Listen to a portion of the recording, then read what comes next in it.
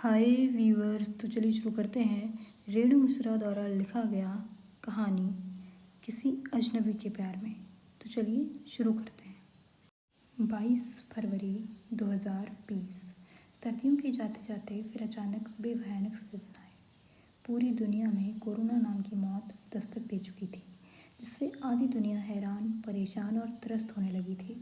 Corona के आतंक ने कोहराम मचा रखा था। यह महामारी एक एक करके सभी देशों को अपने चक्रव्यूह में ले रही थी। किसी को भी इससे निकलने का कोई उपाय नहीं मिल रहा था।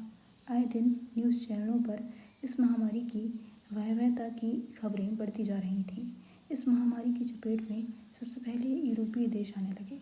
न्यूज़ भी उस वक्त यूरोप में ही था। हम दोनों ही बहुत ज़्यादा डरे हुए थे। मैं उससे रोज़ पूछती कि वह कब वहाँ से निकल पाएगा।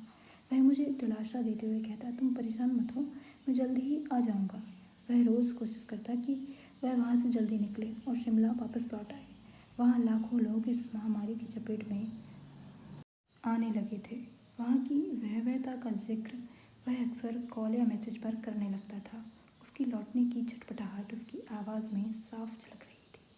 मैंने भी मासी माँ के साथ जल्दी ही दिल्ली जाने का मन बना लिया था। ऐसे मुश्किल वक्त में मैं किसी को भी अपने से दूर नहीं रख सकती थी। मैंने सोच लिया था कि निमिष के लौटते ही उसे भी वहीं दिल्ली में अपने साथ रख लूँगी। पापा से भी निमिष और अपने बारे में बात कर लूँगी। ऊपर वाले की खैर कि निमिष को किसी तरह वापसी का टिकट मिल गया और वह दिल्ली के लिए फ़्लाइट में बैठ गया। मगर जब वह दिल्ली पहुँचा तब तक कोविड पॉजिटिव हो चुका था। उस वक्त यहाँ के डॉक्टर्स कोविड का सही इलाज खोजने की प्रक्रिया में थे, इसलिए सिर्फ लोगों को आइसोलेट करके और नॉर्मल सर्दी खांसी बुखार की दवा देकर काम चला रहे थे।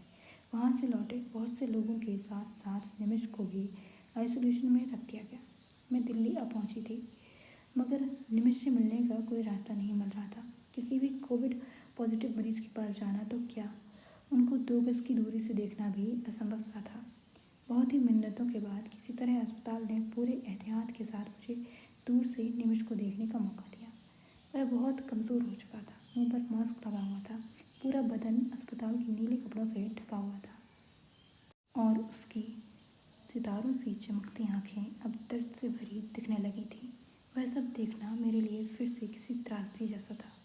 वह मेरे लिए बहुत कठोर समय था।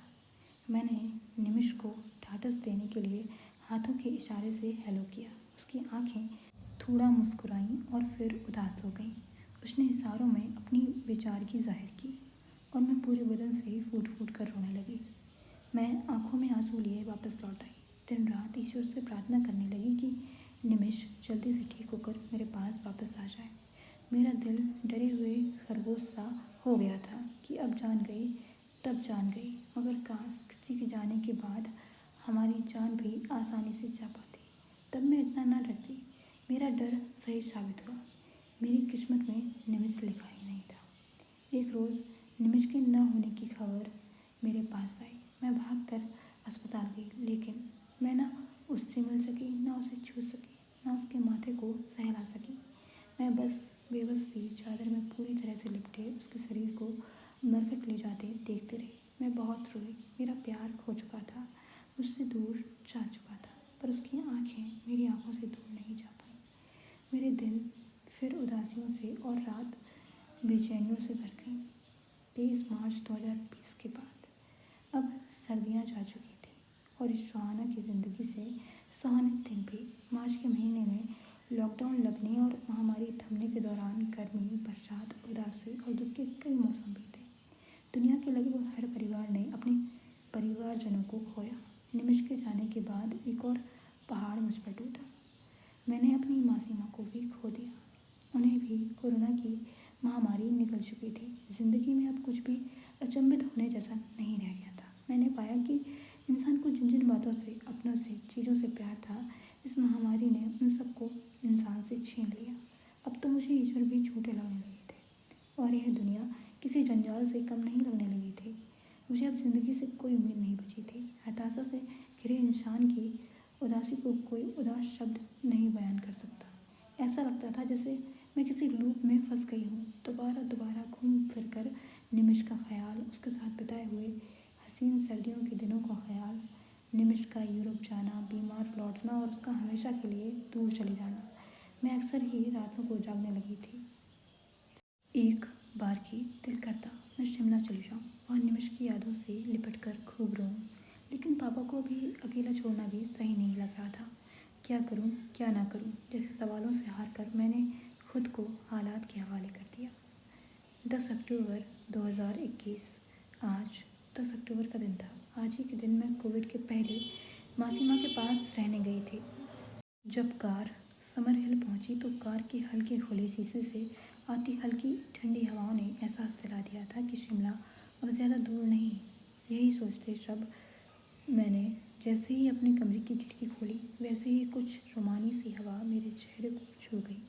सर्दियों के दिन लौट आए थे और साथ ही लौट आई थी कोई अनजान सी उम्मीद, यूँ कि जिसे अब सब कुछ सही हो जाएगा। कोविड में मासी माँ के चले जाने के बाद उनके घर से लेकर दफ्तर तक काफ़ी कुछ ऐसा था जो कि मुझे समेटना था। ना चाहते हुए भी मुझे सब कुछ सेटल करने शिमला लौटना पड़ा। फिर उन्हीं शारदावाओं से मेरा तारुफ हुआ। फिर उन्होंने मुझे हल्के से छुआ और फिर मुझे निमिष का एहसास कराया। जितने दिन रही, जहाँ जहाँ गई, निमिष मेरे साथ ही था। एक दिन की बात है, शायद 15 अक्टूबर का दिन था। कुछ काम से मैं मासी माँ की लाइब्रेरी गई, जहाँ निमिष मुझसे पहली बार मिला था। मैं उस बुक रैक के पास गई। वे दिन वाली किताब वहीं पड़ी थी। उस पर निमिष की बेइंतहा याद आई और मैं फफक के रोते हुए बाहर आ गई। लाइब्रेरी के बाहर बेंच पर बैठकर रोते वक्ते मुझे काफ़ी देर हो चुकी थी। निमिष की यादों के सिवाय और कोई ख्याल ही नहीं था। फिर खुद को संभालते हुए उठने को हुई तो देखा बेंच के पास एक बच्चा ज़मीन पर आधे मुंह पड़ा हुआ था। मैं कुछ लोगों की मदद से उसे अस्पताल ले गई। वहाँ जाकर पता चला भूख और कमजोरी के चलते बेहोश हो गया है। उसे इलाज के लिए एडमिट कराया। बड़े दिनों बाद दोबारा अस्पताल का मुंह देखना पड़ा। उस बीच मैंने उस बच्चे के बारे में पता किया। उसके माँ बाप कोविड में गुजर चुके थे। अब उसका इस दुनिया में कोई नहीं था। जब मैं उससे मिलने अस्पताल पहुंची तो उसे देखती ही रह गई। उसकी आंखें बिल्कुल निमिष की आंखों जैसी थी, वही भूरी तिलिस्मी आंखें। मैंने इसे कुदरत का करिश्मा ही माना और मैं उसे अपने गले से लगा लिया। तकरीबन 9-10 साल के इस बच्चे का नाम अमर था। मैंने बिना कुछ सोचे समझे जैसे निमिष से प्यार कर लिया था, वैसे ही अमर को अपना बेटा बना लिया। निमिष के गुजर जाने से मुझसे मेरा प्यार हमेशा के लिए दूर चला गया, मगर मुझे क्या पता था कि मेरा खोया हुआ प्रेम किसी दूसरे रूप में ही सही, मगर इस तरह मेरे साथ होगा। शायद ऐसे ही निमिष से मेरा प्यार अटूट होना लिखा था। हाँ, वो सर्दियों के दिन थे। हाँ, ये सर्दियों के दिन है, 15 अक्टूबर 2030।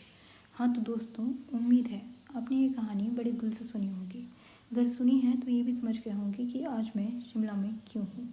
आज वही दिन है जब माँ को उनका प्यार पहली बार मिला और फिर दोबारा भी मिला, फिर चाहे उसका रूप अलग हो। आज मेरे पॉडकास्ट का 100वां एपिसोड भी है, जिसे मैंने अपनी माँ को डेडिकेट किया है और उनके प्यार को डेडिकेट किया है। मे बी मुझे भी अपना पहला प्यार यहीं शिमला में कहीं मिल जाए। आफ्टर ऑल, सर्दियों के दिन जो आ चुके हैं। Thank you for watching. I hope you like it.